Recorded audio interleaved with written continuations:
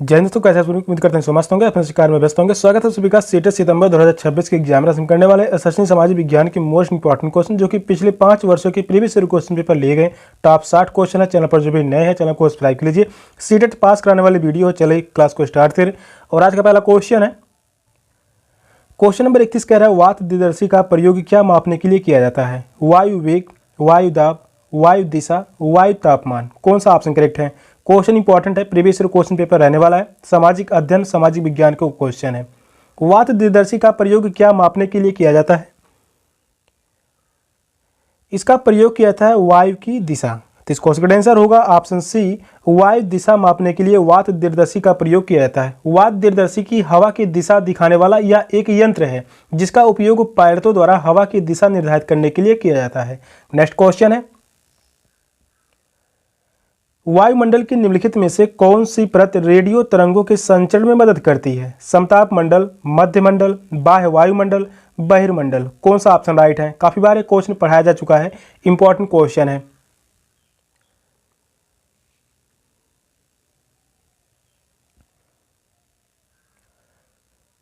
वायुमंडल की निम्नलिखित में से कौन सी परत रेडियो तरंगों के संचरण में मदद करती है? बाह्य मंडल। थर्ड ऑप्शन करेक्ट है, बाह्य मंडल रेडियो तरंगों के संचरण में मदद करती है। समताप मंडल की बात कर लें, यहाँ पर जो है ओजोन परत पाया जाता है।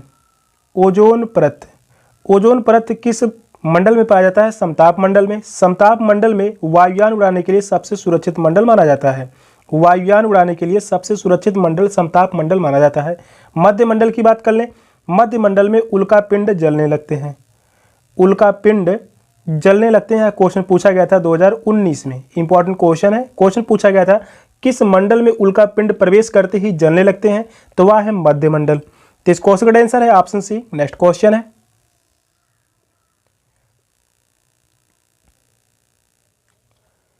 क्वेश्चन कह रहा है पृथ्वी की विभिन्न परतों को क्रम में आंतरिक से बाह्यतम परत तक पहचानिए। तो यहाँ जो है आंतरिक से बाह्यतम परत तक पहचानना है। परपटी, मेटल, बाहरी क्रोड, आंतरिक क्रोड, मेटल, परपटी, बाहरी क्रोड, आंतरिक क्रोड, आंतरिक क्रोड, बाहरी क्रोड, परपटी, मेटल, आंतरिक क्रोड, बाहरी क्रोड, मेटल, परपटी। कौन सा ऑप्शन राइट है?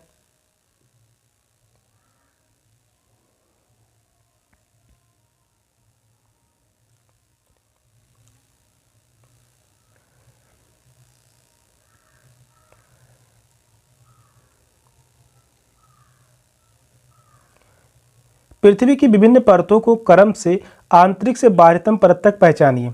सबसे आंतरिक परत क्या कहलाता है? आंतरिक क्रोड। सबसे आंतरिक परत आंतरिक क्रोड कहलाता है। आंतरिक क्रोड कहलाता है। इसके बाद क्या होगा? बाहरी क्रोड। यह जो है बाहरी क्रोड, बाहरी क्रोड। फिर इसके बाद जो है यह है मेटल, मेटल। और सबसे बाहरी जो होगा यह परपटी, परपटी। तो इस क्वेश्चन का आंसर है ऑप्शन डी, आंतरिक क्रोड, बाहरी क्रोड, मेटल, परपटी। फोर्थ ऑप्शन करेक्ट है। पृथ्वी की संरचना संकेंद्रित परतों से बनी है जो आंतरिक से बाहरी क्रम में व्यवस्थित किया गया है। नेक्स्ट क्वेश्चन है,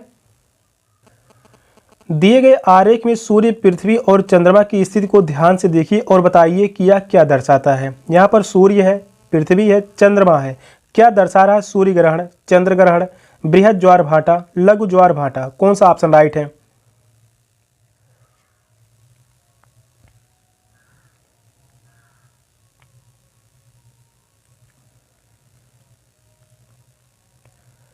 यहां पर आरेख दिया गया है सूर्य, पृथ्वी और चंद्रमा। यह दर्शा रहा है लघु ज्वार भाटा यानी निम्न ज्वार भाटा। तो इस क्वेश्चन का आंसर होगा ऑप्शन डी, जब सूर्य, पृथ्वी तथा चंद्रमा समकोणीय अवस्था में हो। जब यह समकोणीय अवस्था में हो तब लघु ज्वार भाटा उत्पन्न होता है। सूर्य ग्रहण की बात कर ले, यहाँ पर सूर्य ग्रहण किस स्थिति में होता है? तो यहाँ से सूर्य ग्रहण की बात कर लेते हैं। एग्जाम में पूछा जाता है, सूर्य ग्रहण और चंद्र ग्रहण दोनों एक साथ समझते हैं।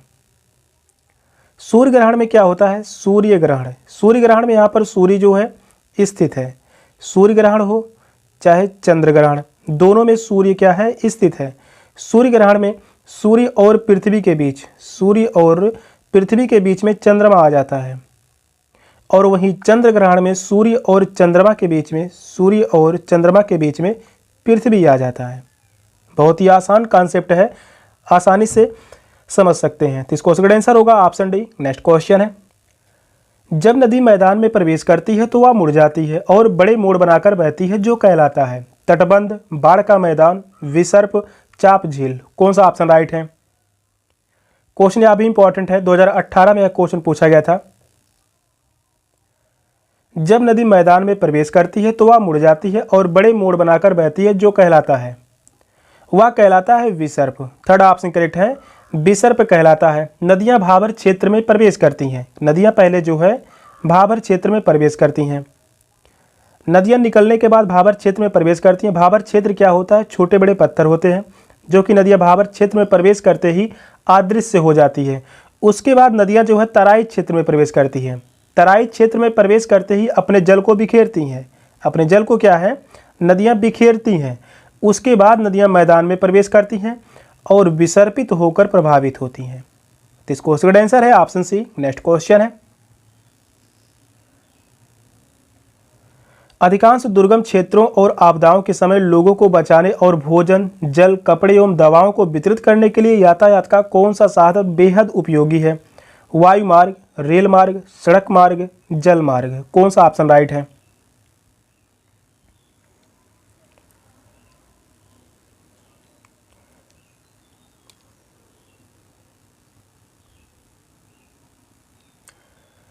अधिकांश दुर्गम क्षेत्रों और आपदाओं के समय लोगों को बचाने और भोजन, जल, कपड़े एवं दवाओं को वितरित करने के लिए यातायात का कौन सा साधन बेहद उपयोगी है?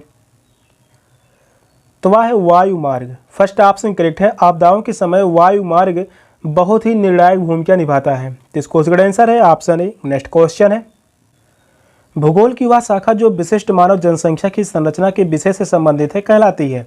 नगरीय भूगोल कहलाती है, जैव भूगोल कहलाती है, जनसांख्यिकी। फोर्थ ऑप्शन है मानव भूगोल। कौन सा ऑप्शन राइट है? प्रीवियस ईयर क्वेश्चन पेपर करवाए जा रहे हैं। प्रीवियस ईयर क्वेश्चन पेपर से आप सभी को एग्जाम में लगभग 40 से 45 क्वेश्चन तक मिल जाएंगे। क्वेश्चन कह रहा है भूगोल की वह शाखा जो विशिष्ट मानव जनसंख्या की संरचना के विषय से संबंधित है, वह कहलाती है? तो वह कहलाती है जनसांख्यिकी। इस क्वेश्चन का आंसर होगा ऑप्शन सी, जनसांख्यिकी कहलाती है। इसमें जनसंख्या के आकार, संरचना, वितरण, जन्म, प्रवास, वय, वृद्धि और मृत्यु के संदर्भ में स्थानिक अध्ययन शामिल होता है। तो इस क्वेश्चन का आंसर है ऑप्शन सी। नेक्स्ट क्वेश्चन है,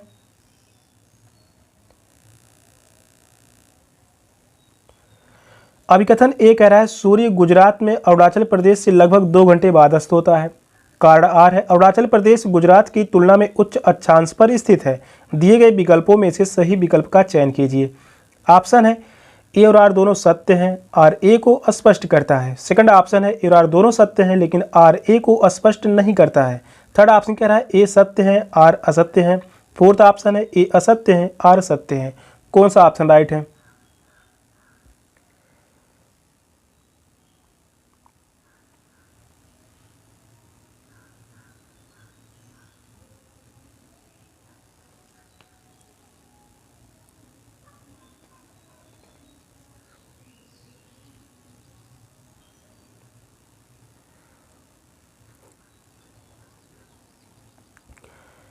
अभिकथन ए कह रहा है सूर्य गुजरात में अरुणाचल प्रदेश से लगभग 2 घंटे बाद अस्त होता है। तो अभिकथन ए सही है। कार्ड आर कह रहा है अरुणाचल प्रदेश गुजरात की तुलना में उच्च अक्षांश पर स्थित है।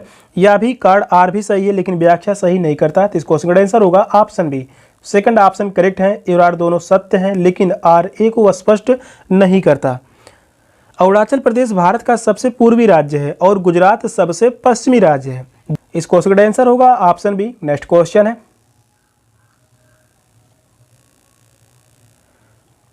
निम्नलिखित में से कौन सा ऊर्जा का गैर परंपरागत स्रोत है? ईंधन, प्राकृतिक गैस, सौर ऊर्जा, कोयला। कौन सा ऑप्शन राइट है?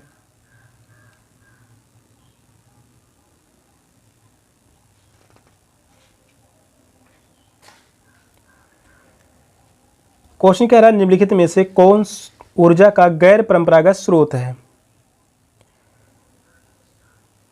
तो वह है सौर ऊर्जा। थर्ड ऑप्शन करेक्ट है, सौर ऊर्जा गैर परंपरागत ऊर्जा का स्रोत है। ऊर्जा के स्रोत 2 प्रकार के होते हैं। पहला होता है पारंपरिक जो कि लंबे समय से उपयोग में, और गैर पारंपरिक हाल के वर्षों में विकसित है। सूर्य ताप, पवन चक्की, जल विद्युत, बायोगैस, भूताप, समुद्री बायोडीजल, ये सभी क्या है, ऊर्जा के गैर परंपरागत स्रोत हैं। तो इस क्वेश्चन का आंसर होगा ऑप्शन सी। नेक्स्ट क्वेश्चन है, विशेष रूप से निर्मित टैंकों और तालाबों में मछली का प्रजनन कहलाता है सेरिकल्चर, विटिकल्चर, हार्टिकल्चर, पिसीकल्चर। कौन सा ऑप्शन राइट है?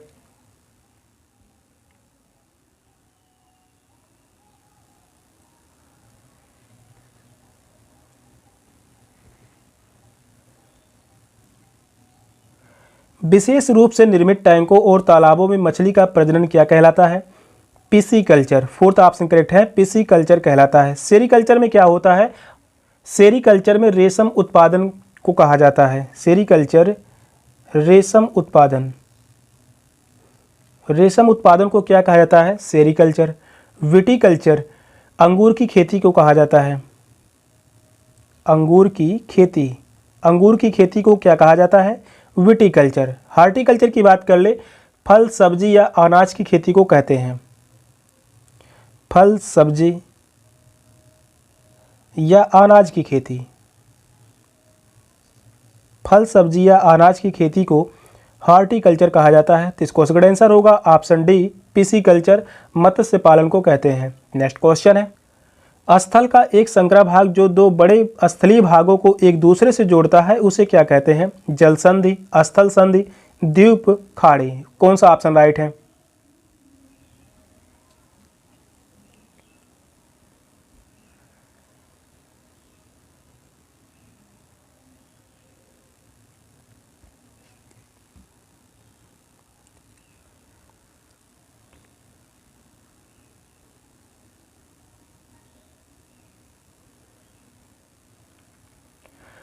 स्थल का एक संकरा भाग जो दो बड़े स्थलीय भागों को एक दूसरे से जोड़ता है उसे क्या कहते हैं? उसे कहा जाता है स्थल संधि। सेकंड ऑप्शन करेक्ट है, स्थल संधि या स्थल जल डमरू। उत्तरी एवं दक्षिणी अमेरिका को परस्पर जोड़ने वाली पनामा नहर इसका प्रमुख उदाहरण होगा। इसका उदाहरण के रूप में लिख सकते हैं पनामा नहर। पनामा नहर किसको किसको जोड़ता है? तो यह है उत्तरी एवं दक्षिणी अमेरिका को परस्पर जोड़ने का कार्य करता है पनामा नहर। जल संधि की बात कर लें, जल संधि देशों या राज्यों के बीच जल मार्ग पर हुए समझौतों को ही जल संधि कहा जाता है। द्वीप स्थल का छोटा सा भाग जो चारों तरफ से जल से घिरा हुआ हो उसे हम क्या कहते हैं? द्वीप। और खाड़ी की बात कर लें, जल का वह भाग, जल का वह भाग जो तीन तरफ से स्थल से घिरा हुआ हो उसे हम खाड़ी कहते हैं, जिसमें हम लिख सकते हैं बंगाल की खाड़ी। बंगाल की खाड़ी। तो इस क्वेश्चन का आंसर है ऑप्शन बी। नेक्स्ट क्वेश्चन है, निम्नलिखित में से कौन सा महाद्वीप आकार में सबसे छोटा है? ऑस्ट्रेलिया, दक्षिण अमेरिका, अफ्रीका, यूरोप। कौन सा ऑप्शन राइट है?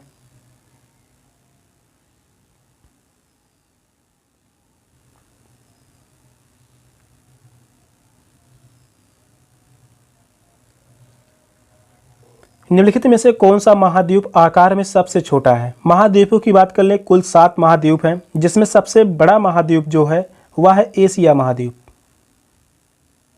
एशिया महाद्वीप। दूसरा बड़ा महाद्वीप है अफ्रीका महाद्वीप। अफ्रीका महाद्वीप। तीसरा बड़ा महाद्वीप है उत्तरी अमेरिका। उत्तरी अमेरिका महाद्वीप। और चौथा बड़ा महाद्वीप है दक्षिणी अमेरिका महाद्वीप। दक्षिणी अमेरिका महाद्वीप। पांचवा बड़ा महाद्वीप होगा अंटार्कटिका। अंटार्कटिका। और वही छठा बड़ा महाद्वीप है यूरोप। यूरोप। सातवां बड़ा महाद्वीप होगा ऑस्ट्रेलिया। ऑस्ट्रेलिया। क्वेश्चन कह रहा है कौन सा महाद्वीप आकार में सबसे छोटा है? तो सबसे बड़ा महाद्वीप एशिया, सबसे छोटा महाद्वीप ऑस्ट्रेलिया। इस क्वेश्चन का आंसर होगा ऑप्शन ए, ऑस्ट्रेलिया महाद्वीप आकार में सबसे छोटा महाद्वीप है। नेक्स्ट क्वेश्चन है, उच्च प्राथमिक स्तर पर सामाजिक विज्ञान में शामिल है इतिहास, भूगोल, राजनीतिक विज्ञान, मनोविज्ञान। इतिहास, भूगोल, अर्थशास्त्र, समाजशास्त्र। इतिहास, भूगोल, राजनीतिक विज्ञान, अर्थशास्त्र। इतिहास, भूगोल, राजनीतिक विज्ञान, समाजशास्त्र। कौन सा ऑप्शन राइट है?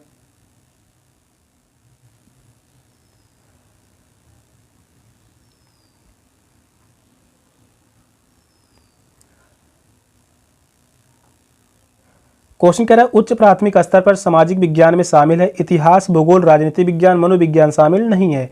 इतिहास, भूगोल, अर्थशास्त्र, समाजशास्त्र भी शामिल नहीं है। इतिहास, भूगोल, राजनीतिक विज्ञान और समाजशास्त्र भी शामिल नहीं है। उच्च प्राथमिक स्तर पर सामाजिक विज्ञान में शामिल है इतिहास, भूगोल, राजनीतिक विज्ञान और अर्थशास्त्र। तो इस क्वेश्चन का आंसर होगा ऑप्शन सी।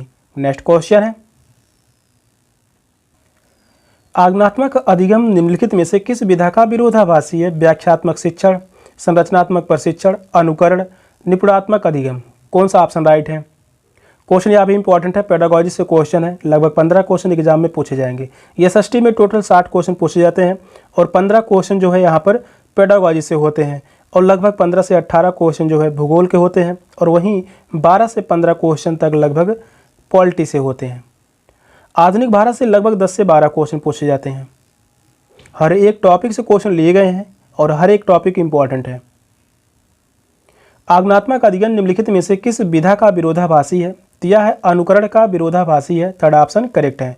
अनुकरण सिद्धांत भावना और कल्पना युक्त अनुकरण को मानकर चलता है, शुद्ध प्रतिकृति को नहीं। यह आगमनात्मक अधिगम का विरोधाभासी है। इस क्वेश्चन का आंसर है ऑप्शन सी। नेक्स्ट क्वेश्चन है, दिए गए कथनों ए और बी को पढ़िए और सही उत्तर का चयन कीजिए। कथन ए कह रहा आलोचनात्मक सोच धारणाओं के निर्माण तथा विचारों के अनुप्रयोग और विस्तार को बढ़ावा देती है। कथन बी है एक दूसरे के तर्कों और विश्वासों को समझते और मूल्यांकन करने में मदद नहीं करती।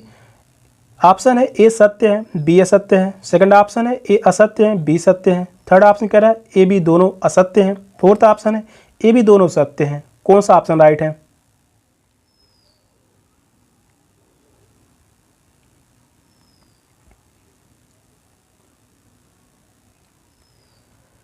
यहाँ पर दो कथन दिए गए हैं। इन दोनों कथनों में कौन से कथन सही हैं? आलोचनात्मक सोच धारणाओं के निर्माण तथा विचारों के अनुप्रयोग और विस्तार को बढ़ावा देती है। तो यह बात सही है, कथन ए सही है। कथन बी कह रहा है एक यह दूसरों के तर्कों और विश्वासों को समझने और मूल्यांकन करने में मदद नहीं करती। तो यह जो है गलत होगा, मदद करती है। तो सेकंड कथन गलत है। इस क्वेश्चन का आंसर होगा ऑप्शन ए। फर्स्ट सत्य है, सेकंड असत्य है। नेक्स्ट क्वेश्चन है, अनुभवजन्य साक्ष्य क्या है? इंद्रियों के माध्यम से वास्तविक दुनिया में एकत्रित आंकड़े, अनुसंधान के लिए एक संख्यात्मक दृष्टिकोण, मैट्रिक इकाइयों में मापे गए आंकड़े, आंकड़ों के संग्रह के विश्वसनीय तरीकों का उपयोग, एक एकत्रित आंकड़े। कौन सा ऑप्शन राइट है?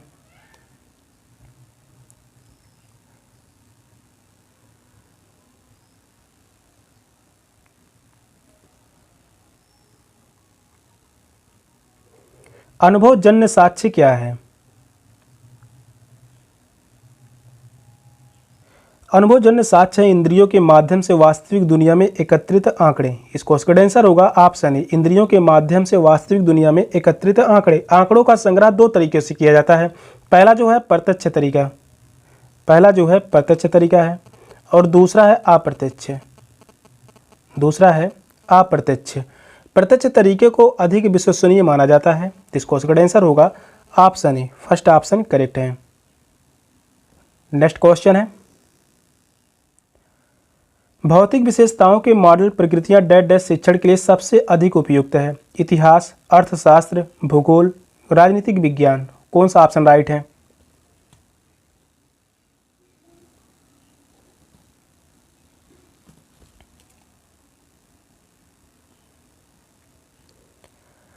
भौतिक विशेषताओं के मॉडल प्रकृतियां डैश डैश शिक्षण के लिए सबसे अधिक उपयुक्त है, तो वह है भूगोल। थर्ड ऑप्शन करेक्ट है, भूगोल।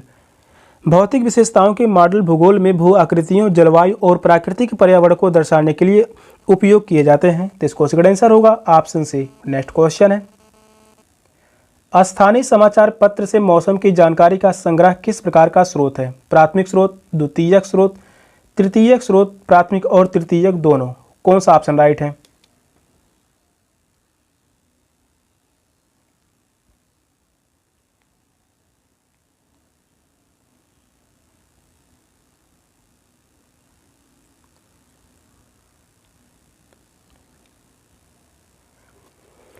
स्थानीय समाचार पत्र से मौसम की जानकारी का संग्रह किस प्रकार का स्रोत है? द्वितीयक स्रोत यानी माध्यमिक स्रोत। इस क्वेश्चन का आंसर होगा ऑप्शन बी। शोधकर्ता द्वारा सूचना के स्रोत का स्वयं जानकारी प्राप्त करना यह प्राथमिक स्रोत कहलाता है, लेकिन स्थानीय समाचार पत्र से मौसम की जानकारी प्राप्त करना द्वितीयक स्रोत कहलाता है। तो इस क्वेश्चन का आंसर होगा ऑप्शन बी। नेक्स्ट क्वेश्चन है, सीखने की अक्षमता वाले शिक्षार्थी किस प्रकार की कक्षा में अन्य छात्रों के साथ सीखते हैं? अनन्य, विशेष, समावेशी, आधुनिक। कौन सा ऑप्शन राइट है?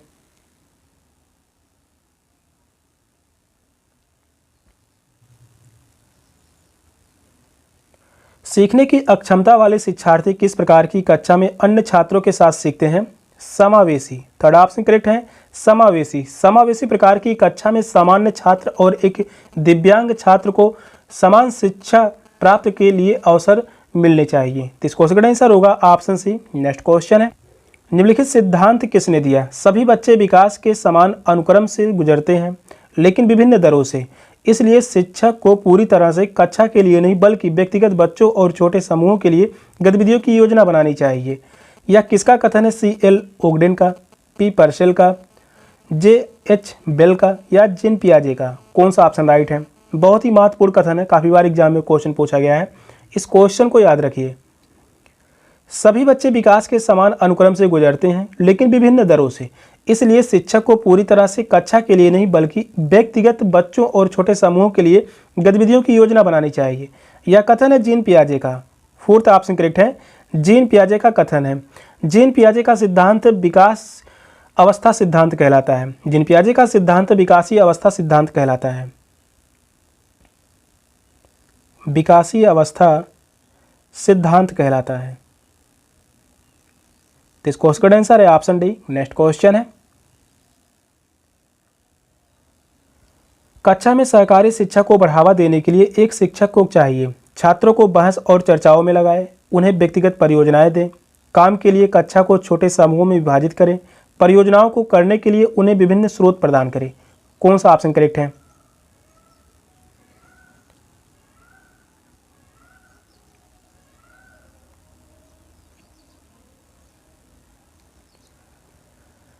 क्वेश्चन कह रहा है कक्षा में सहकारी शिक्षा को बढ़ावा देने के लिए एक शिक्षक को चाहिए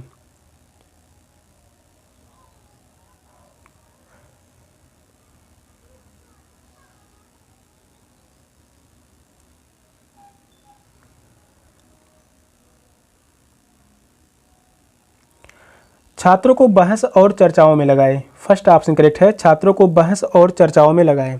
सहकारी शिक्षण एक ऐसी विधि है जिसमें छात्र छोटे समूहों से मिलकर काम करते हैं, एक दूसरे की मदद करते हैं और साझा लक्ष्य प्राप्त करने के लिए विचारों का आदान प्रदान करते हैं। नेक्स्ट क्वेश्चन है, एक आत्मनिर्देशित आत्म अनुशासित सोच एक उचित तरीके से गुणवत्ता के उच्चतम स्तर पर तर्क करने का प्रयास होती है, उसे कहते हैं आलोचनात्मक सोच, जटिल सोच, बुद्धिमान सोच, अमूर्त सोच। कौन सा ऑप्शन राइट है?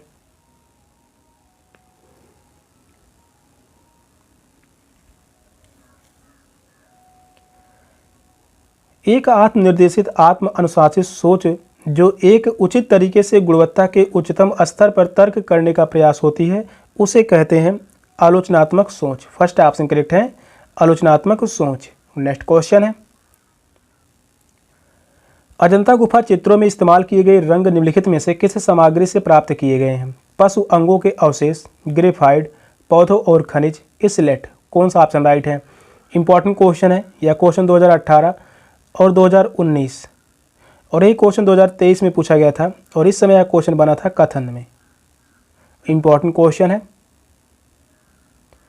अजंता गुफा चित्रों में इस्तेमाल किए गए रंग निम्नलिखित में से किस सामग्री से प्राप्त किए गए हैं? पौधों और खनिज से।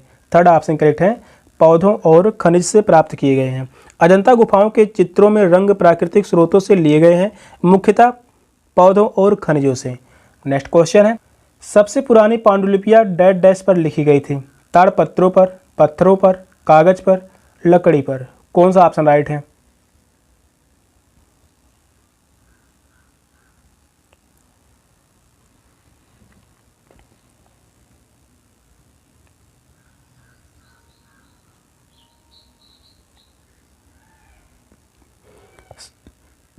सबसे पुरानी पांडुलिपियां डैश डैश पर लिखी गई थी? ताड़पत्रों पर। फर्स्ट ऑप्शन करेक्ट है, ताड़पत्रों पर यह लिखा गया था। पांडुलिपियों का मुख्य उद्देश्य भारतीय ज्ञान की अति प्राचीनतम परंपरा का संरक्षण है। पांडुलिपि भारतीय परंपरा का इतिहास माना जाता है। तो इसको इसका आंसर होगा ऑप्शन ए, नेक्स्ट क्वेश्चन है, मानव इतिहास में निम्नलिखित में से कौन सी अवधि काल सबसे लंबी है? पूरा पाषाण काल, मध्य पाषाण काल, नव पाषाण काल, महापाषाण काल। कौन सा ऑप्शन करेक्ट है?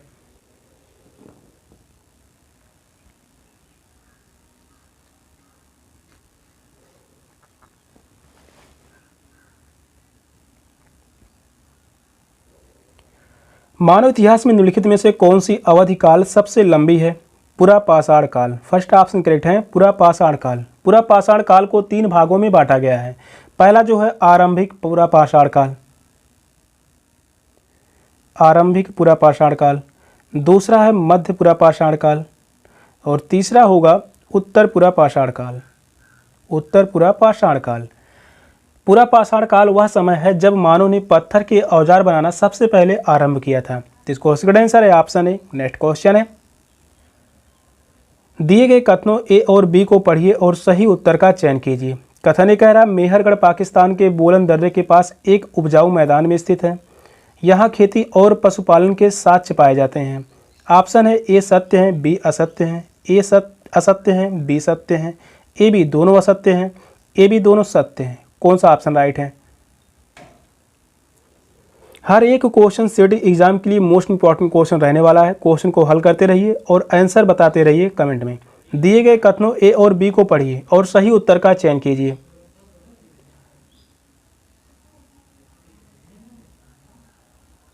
कथन पहला कह रहा है, मेहरगढ़ पाकिस्तान के बोलन दर्रे के पास एक उपजाऊ मैदान में स्थित है। तो यह कथन सही होगा। कथन बी है, यहाँ खेती और पशुपालन के साक्ष्य पाए जाते हैं। तो यह भी कथन सही है। दोनों ही कथन सत्य हैं। इस क्वेश्चन का आंसर होगा ऑप्शन डी। मेहरगढ़ एक महत्वपूर्ण नवपाषाण स्थल है जो पाकिस्तान के बलूचिस्तान में बोलन दर्रे के पास स्थित है। नेक्स्ट क्वेश्चन है, भारत के निम्नलिखित राज्यों में से किस एक राज्य में हड़प्पा के नगर सबसे बड़ी संख्या में मिले? पंजाब, हरियाणा, गुजरात, जम्मू और कश्मीर। कौन सा ऑप्शन राइट है?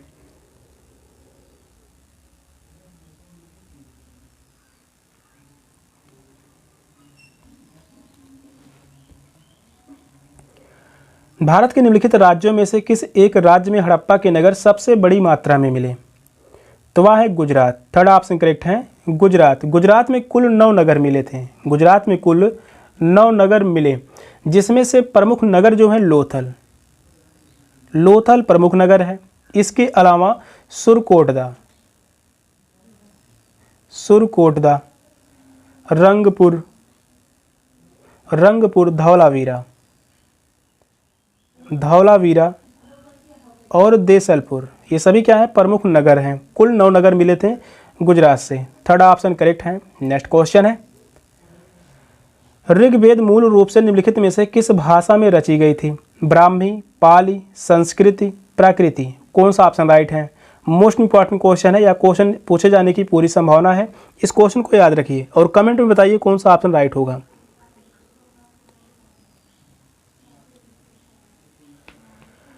ऋग्वेद मूल रूप से निम्नलिखित में से किस भाषा में रची गई थी? यह रचा गया था संस्कृत भाषा में। थर्ड ऑप्शन करेक्ट है, संस्कृति भाषा। ऋग्वेद में 10 मंडल हैं। ऋग्वेद में कुल 10 मंडल हैं और यहाँ पर जो है 1028 सूक्त हैं। 1028 सूक्त हैं। तो इस क्वेश्चन का आंसर है ऑप्शन सी। नेक्स्ट क्वेश्चन है, 6ठी शताब्दी ईसा पूर्व में मगध महाजनपद के पहले शासक थे? महावीर, प्रसेनजीत, बिंबसार, अजातशत्रु। कौन सा ऑप्शन राइट है?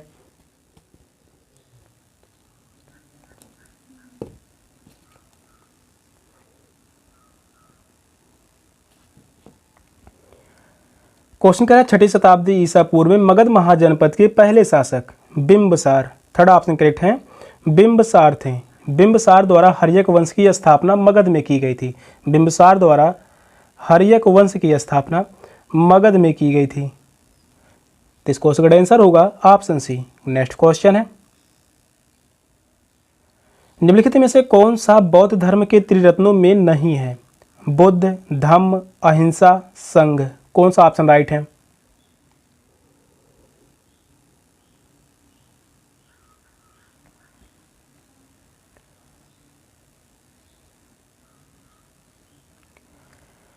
निम्नलिखित में से कौन बौद्ध धर्म के त्रिरत्नों में नहीं है? तो वह है अहिंसा। थर्ड ऑप्शन करेक्ट है, अहिंसा बौद्ध धर्म के त्रिरत्नों में नहीं है। बौद्ध धर्म बुद्ध धम्म संघ पर आधारित है। तो इस क्वेश्चन का आंसर होगा ऑप्शन सी। सेशन का लास्ट क्वेश्चन था। क्वेश्चन कैसे लगे कमेंट में जरूर बताइएगा। चैनल पर नए हैं, चैनल को सब्सक्राइब कर लीजिए। मिलते हैं फिर नेक्स्ट क्लास में, तब तक के लिए बाय बाय, टेक केयर, जय हिंद।